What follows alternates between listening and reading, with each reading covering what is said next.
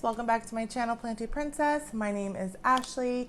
As you see, I have with me my Monstera Obliqua Peru. So if you saw the video where I kind of tried to give this thing a trellis, put it up so we could hopefully attach some of the nodes that the leaves are growing from and grow some new leaves. Although it did start to put out a fresh new growth point right here, it wasn't able to attach itself because the pot wasn't deep enough for the moss part of the pole to reach those nodes. But I think even just having that stabilization, having that feeling of the leaves not hanging down, kind of did promote that new growth point, because the old growth points it had, they just kind of stayed still, really didn't do anything, and all of a sudden we have a new one popping up. Anyways, I just kind of wrapped this runner around that moss pole, and it has been growing like crazy. There are 11 nodes on this runner, and it is just growing like every single day. It's growing. Every time I look at it, and I look at it a couple times a week, it's like an inch or two longer. So I think I'm ready to cut it off and try to get some baby little Monstera Obliquas going. I did air layer a few of the nodes, so I have 4 of them air layered. This one here, there's a leaf. I'm not sure if the leaf is on the node or if it's just in with the runner. I think it's on the node. So I will be cutting this leaf off and trying to propagate a single leaf node as well, which I'm super nervous about. I've had it air layered for some time now. I hope there are roots on there, but I'm going to give it a go because, I mean, what's the worst that could happen, right? So the reason I wanted to make a video out of this is because I kind of wanted to talk a little bit about propagating runners on aeroids. So I'm not specifically really talking about the Monstera Obliqua itself, but I wanted to more focus on the runner. Propagating Monstera Obliqua, I've read, is quite a difficult one to propagate. That's why I decided to air layer. It's so humid in my grow tent that all these nodes have a aerial root started, so I'm not really worried about them taking. I think they'll take root wise. I'm worried about if they will turn into a plant or not. I know the success rate for runners is really iffy. It's probably 50-50. You know, some of them take, not all of them take. It's a more difficult task to accomplish. So definitely, I think a big part of succeeding is probably keeping them in the correct environment. I think that will make your chances a lot more higher. It will make the success rate a lot more higher. So giving this plant tons of humidity, tons of warmth, making sure it's potted in the right medium for this plant that is going to be orchid bark. I know it likes a really chunky mix, so I'm going to try. Normally, I've never propagated in orchid bark before. I was actually thinking about doing like perlite or lava rocks, not lava rocks, pawn, but I figured since it likes such a chunky mix and this has been doing well in the orchid bark that it came in, I'm going to try to propagate the runners in orchid bark as well. Now, the runner did run down and start to root itself. One of the nodes started to root itself in a thing of pawn. So maybe I'll do a couple in orchid bark and a couple in pawn. I think that's what I'm going to do. Anyways, I think the environment is your ideal thing to focus on when trying to propagate runners, especially more difficult to propagate plants that have runners. So I am just going to make sure I have these runners consistently moist in a proper medium. I am going to make sure the humidity is high, the temperature is warm, so around 80 degrees, because that humidity and that warmth is really what helps any propagation along. So it will definitely be a big bonus and be a big benefit to these runners as well. So without any further ado, let's cut this runner off. I cannot tell you how nervous I am to make this cut. I did sterilize these with alcohol already. I am not taking any chances getting any infections anywhere near this plant. It was way too expensive for that. So Actually, let's just put that off for a moment. I'm not ready. Let's take the air wraps off the nodes first and see what we have before we make the cut. Also, I at least need to take this top one off to make the cut because I can't see where I'm cutting, obviously. But we'll take them all off just to give me a little more time with this plant as a whole. All right, let's see what we got.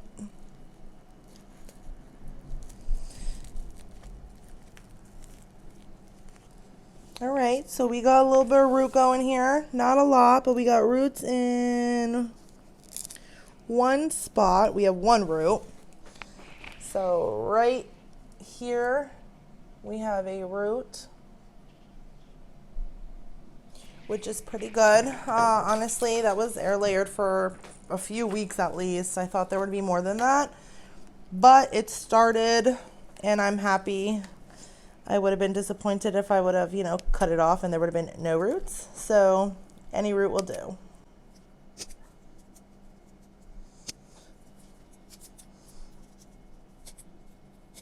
All right, so we got the second one.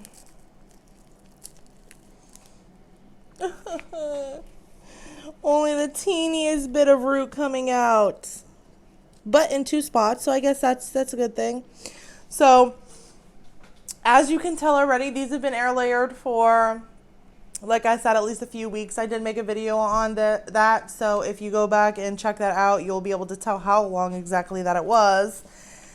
And actually, to be honest, the aerial roots that have grown on the newer nodes are bigger than at least the second node that I have here that I had air layered for way longer.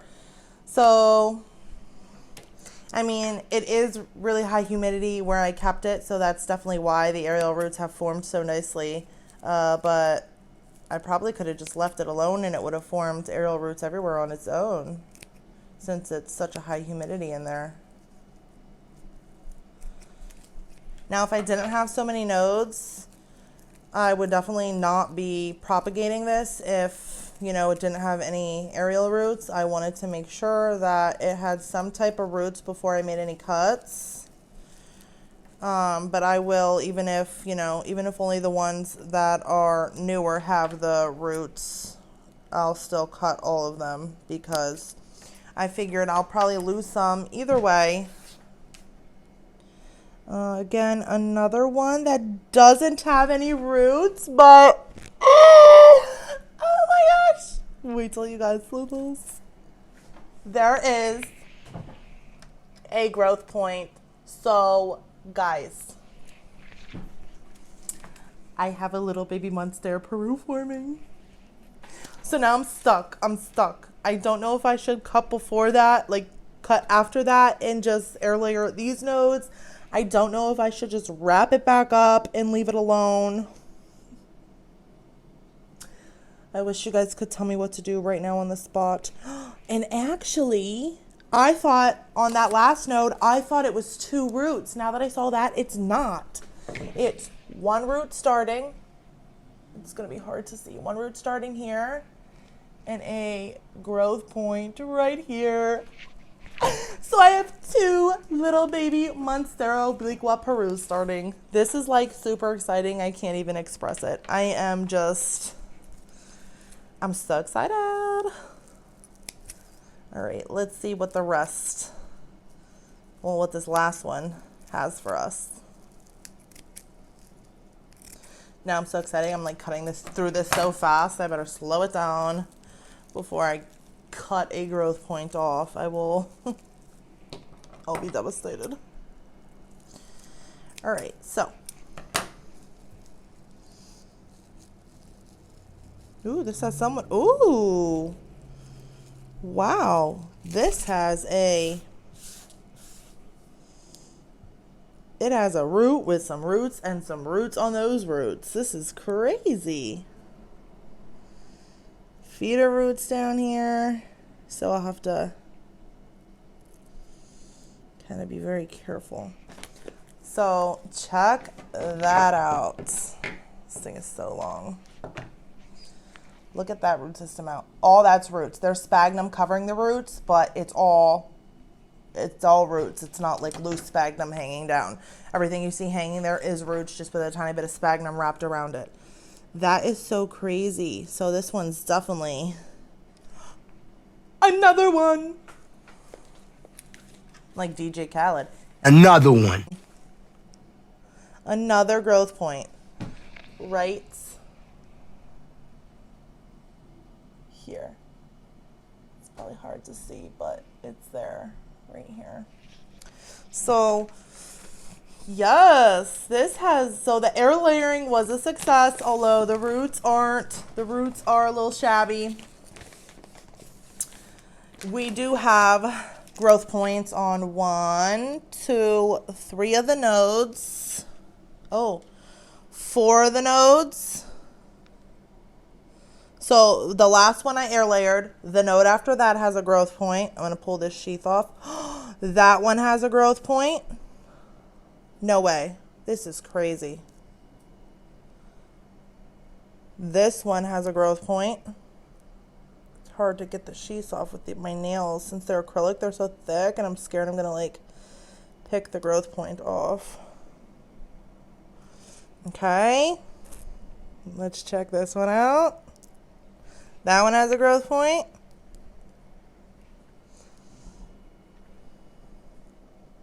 I honestly probably should be leaving the sheath on because the sheath is what protects those growth points until they are ready to form. So now that I picked most of them off, I'm not going to go ahead and pick any more of the sheaths off. Just because there are sheaths on there though does not mean that there has to be a growth point, by the way. But I should not be picking these off, to be honest with you. So I'm going to leave the rest on. Just off of what I can see, we have, hold on, I already picked this one halfway off, so I'm just going to get it the rest of the way off. So we have 1, 2, 3, 4, 5, 6, 7 growth points. So out of 11 nodes, we have 7 growth points. So that's 7 plants that will most likely be successful, especially because most of them have at least somewhat of an aerial root started. Anyways, let's go ahead, get this cut and make our plant. Now, the main reason I wanted to cut this and why I'm going to cut the first leaf off is because I don't want it to put out another runner. I'm trying to promote the plant to actually keep growing rather than putting out a runner. So I feel like if I just cut the runner off, it may just form another runner. I feel like I have a better chance of accomplishing what I'm trying to accomplish if I cut the first leaf off. So I'm going to cut this first leaf off. Of course, I'm going to propagate her and we'll set her to the side. Then we're going to cut up the rest of this runner. So it's very important not to have too much extra stem. Now, I guess this really mainly goes if you're going to propagate in water. The more stem you have, the more unnecessary stem you have, the more you have on the plant that is able to rot. So you only need a little bit of the stem to be able to propagate. And the stem is not what propagates, it's the node, but you don't want to cut too close to that node. You don't want to like deactivate it or, you know, for lack of a better term. So I only like to leave, you know, maybe about 1 inch to 1/2 inch on either side of the nodes. Now these nodes, most of them are pretty close together, so I'll probably just leave them, honestly. But if there was extended, like super extended internodes, I would definitely shorten them on either side of the node that I'm propagating. That way there was less to be able to rot or, you know, get infected or anything like that. So we're going to go ahead and make our cut as close to the top part of the propagation of the leaf as possible. I like to do that. That way when it does grow a new growth point, you don't really see this stem, so it looks pretty much like a fresh plant rather than a cut propagation. That's just my preference. All right, so now all we have left is nodes. So here is the node, and I am going to leave this, it's about 1 inch of stem, and I'm going to leave about the same on the other side. And I'm just going to go ahead and do that on the rest of the runner. I'm going to have about 1 inch on each side. This one is a little long, so I definitely will shorten that a bit. And I'm going to just be laying these flat on top.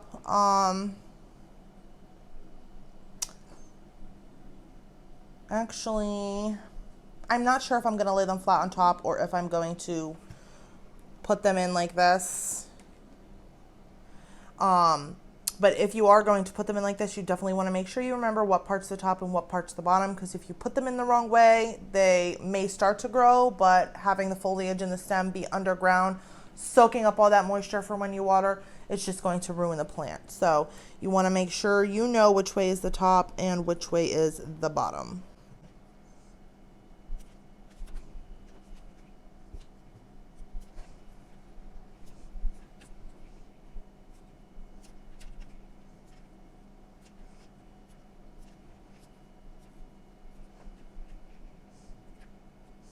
All right, so this is the last. We're at the tip here.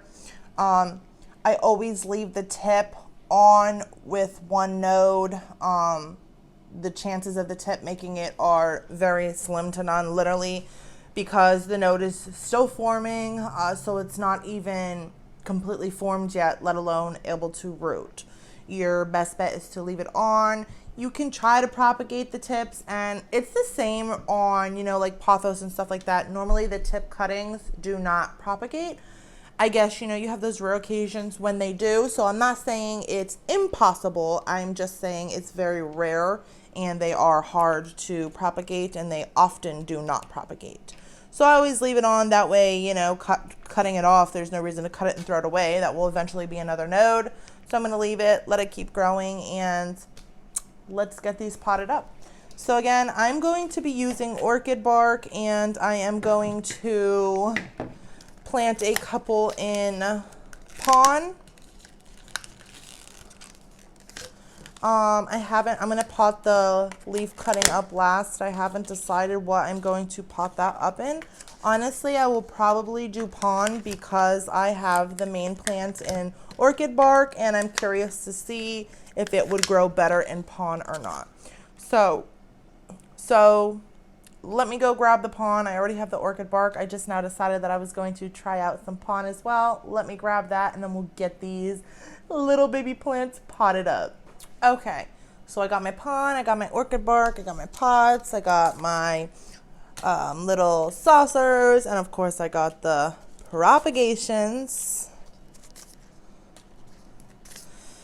I am so excited to do an update on these. I always do updates on my Instagram just because it's easier to take pictures along the way and not be too, not do 1,000 videos on the same thing right in a row. So I always like to do updates on my Instagram. I will definitely do an update video once these really start to take off, form a leaf and stuff like that, just to kind of show you how these baby obliquas are doing.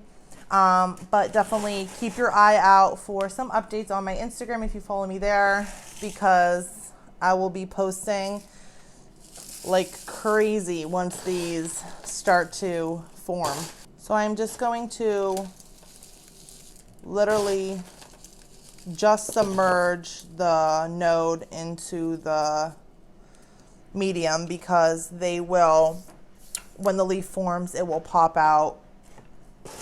When, if it's just submerged, it'll be fine being under there, and it'll pop out when it's ready, and it won't be too deep. So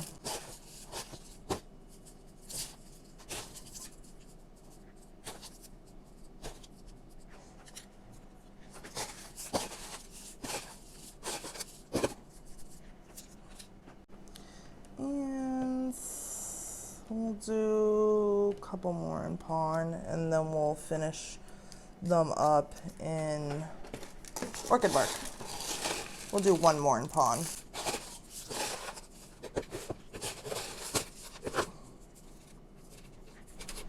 Okay, so we have all these runner nodes potted up. I have 5 going in LECA, including the leaf propagation that I was able to take from this plant. And then I have 6 potted up in orchid bark. So how we'll be caring for these propagations is high humidity and a warmer temperature is beneficial for any propagation, but I'm going to be sure that I keep the humidity as high as possible and the temperature at a higher appropriate temperature to get these propagations moving as quickly as possible and to kind of up that success rate a little bit. For the ones in pond, I will be keeping a small amount of water down in the reservoir, although I will not continue to grow them hydroponically once they start to sprout some roots and some grow points. I will make sure that I maintain a low level of water in their reservoir until they do that. The ones in orchid bark, I am just going to water them, let them drain out, let them sit in that water for a few minutes to let any excess water that the orchid bark is able to kind of maintain or hold on to soak back up into there, and then I will get rid of that excess water. That way it prevents the orchid bark from kind of breaking down any faster. I'll keep these in my small grow tent. Like I said, where the humidity is able to be a little higher, the temperature is a little warmer. They'll be under artificial lighting as well as getting some natural sunlight from my 2 east-facing windows, which will definitely benefit them greatly with all that light. I think, Monsteras in general are normally pretty easygoing plants. I know this is, or I've heard this has been a harder plant to propagate, let alone, propagating the runners is going to be a little bit of a task. So I'm super excited to see how these plants turn out. I hope this video helped you learn a little bit about runner propagation because, like I said, I wanted to focus mainly on propagating runners rather than propagating the type of plant that I've propagated today. Don't forget to like, comment, and subscribe if you're interested in the content I provide. And as always, every plant's a princess. Bye.